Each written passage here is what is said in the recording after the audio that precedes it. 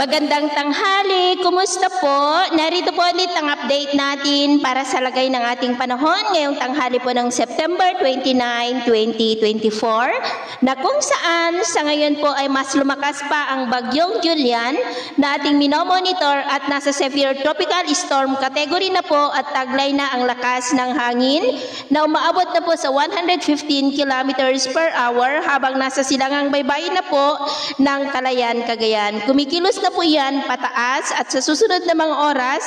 ay mataas po ang tsansa niya na maging typhoon between 12 to 24 hours at hindi pa rin po inaalis ang posibilidad na mag-landfall sa mga isla po ng extreme northern Luzon, lalo na po dyan sa may Batanes. Tsansa pa rin na lalakas pa yan into super typhoon. At ang pinakamalakas po na wind signals ay posibleng aabot po sa wind signal number 4, lalo na po dyan sa may Batanes at ilang bahagi po ng extreme northern Luzon sa paglapit pa ng bagyo at sa mas lalo pa po nitong paglakas. At sa Huwebes, posible po yan na makakalabas na sa ating area of responsibility at posibleng magsimula na rin na dadaloy ang malamig na bugso ng hanging amihan o yung tinatawag po natin na northeasterly surface wind flow o yung unang bugso po ng amihan.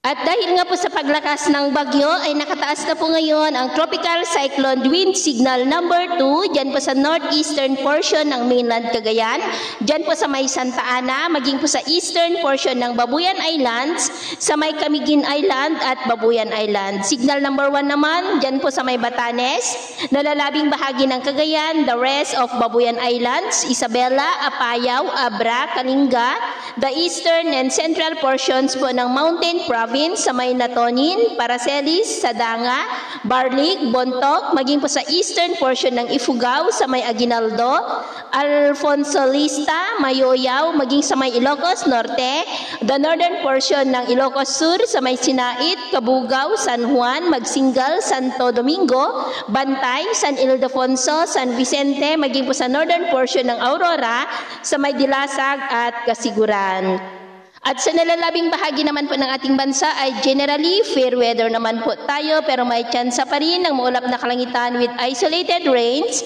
sa nalalabing bahagi po ng Northern Luzon, maging dyan po sa may Central Luzon, Metro Manila, ilang bahagi ng Cavite, Nasugbu, Rizal, Laguna, Legazpi, Palawan, Antique, Iloilo, Dumaguete, Cagayan de Oro, at dyan po sa may Bukidnon. At sa susunod po na mga oras ay asahan natin ang mas maulap pa rin na kalangitan with isolated light to heavy rains sa malaking bahagi ng Northern Luzon, ilang bahagi ng Central Luzon, Metro Manila, Cavite, Rizal, Legazpi, Palawan, Panay Island at ilang bahagi ng Mindanao. Kaya mag-ingat po tayo sa posibleng banta po ng mga pagbaha at pagguho ng lupa. At naman pong mga baybayin dahil sa bagyo ay pinagbabawal po ang pagpalaot lalo na sa mga baybayin ng extreme Northern Luzon dahil ang mga alon dyan ay posibleng aabot hanggang po sa 6 to 7 meters height. At maalon rin sa mga baybayin ng mainland Cagayan, northern seaboard ng Ilocos Norte,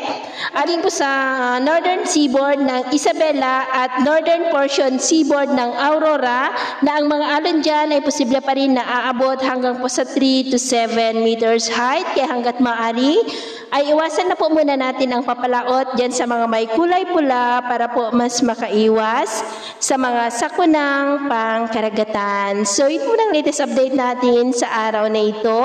At ako po muli si James na nagsasabing sa kahit anong pagsubok po na darating sa ating buhay, huwag po tayong mawawalan ng pag-asa. Thank you and God bless!